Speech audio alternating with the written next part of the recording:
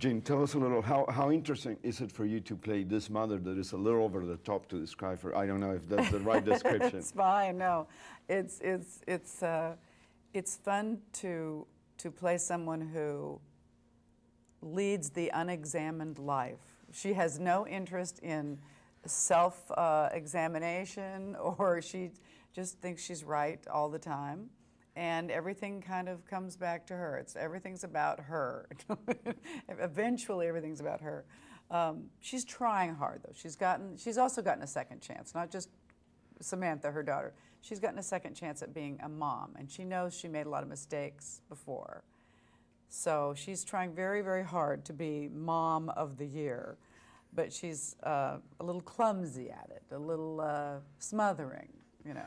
In a way, daughters are, in many cases, a reflection of their mothers. Mm-hmm. Do you think Samantha is a reflection of a... Oh, I think so. The best and the worst of her mother, yes. I think she's got it all. And what you'll see in season 2 that's sort of fun is we meet Regina's mother. So that explains kind of how Regina got to be the way she is. So it's very funny. It's Florence Henderson. She plays my mother, and she's hilarious. It's Florence Henderson like you've never seen her before. So 3 generations. Yes, you'll see all 3 of us together. Do you think, like, through TV is a very intimate environment, if you want, because you get into people's dining rooms or living rooms. Do you feel bedrooms? Do you feel the responsibility, or do you feel like, oh my God, everybody, you know, I'm part of this big family without knowing, in a way? Well, I do think that actors have a responsibility. I don't often quote Charlton Heston, but he said something once that I thought was incredibly wise, and someone asked him about censorship, and he said, well, I used to be against censorship of any kind in the arts. He said, but I realized as an actor after many years that if I believe as an actor that I can affect people, you know, positively, make them think about something, make them feel something, make them laugh or something, he said, I have to then accept the fact that I can affect them negatively. He said, so there is a responsibility. And there are jobs I have turned down because I felt that they were irresponsible, or that they were something that was not a healthy thing. You know? How difficult is it to be on a weekly show, and how demanding is the show for you? It's not demanding for me at all. That's the only good thing about being my age in this business, is that they don't want you to play the lead very often anymore, so you don't have to work every day. Christina's doing all the heavy lifting. Bless her heart, she's there 16 hours a day. So it's great. I have the best of both worlds. When it comes, for many people, writing for television has improved and is very, very intelligent.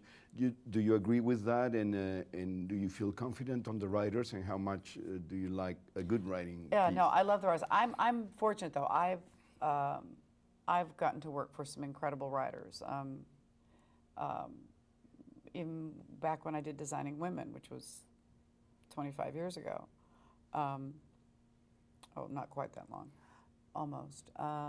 Linda Bloodworth Thomason was writing stuff that no one had written for situation comedies before, and she wrote long, wonderful speeches for characters. In sitcoms, no one ever had a speech. It would always just be a line, and a punchline, and a line, and a line, and a punchline. She would give us these page-long, fabulous, brilliant monologues, you know, and that was a real treat, especially coming from the theater where you're used to having great words to say. It was wonderful to work for someone like her, and she wrote it almost all by herself. The first 3 years she wrote by herself. That's another thing that's unheard of in television. And she wrote them in longhand on a legal pad. You know, she was a writing machine. She was amazing. And when I did Frasier, the writers on that show were just incredible. I mean, the most intelligent writing. I mean, they would make jokes about rare vintages of wine and Shakespearean tragedies that you knew a lot of the audience maybe didn't get, but that sort of became the style of the show, that you weren't maybe going to get everything, but you were going to go on that ride and you were going to have a great time. It was brilliant. It was brilliant. And we have those kind of writers on this show, these kind of slightly twisted, very bright senses of humor.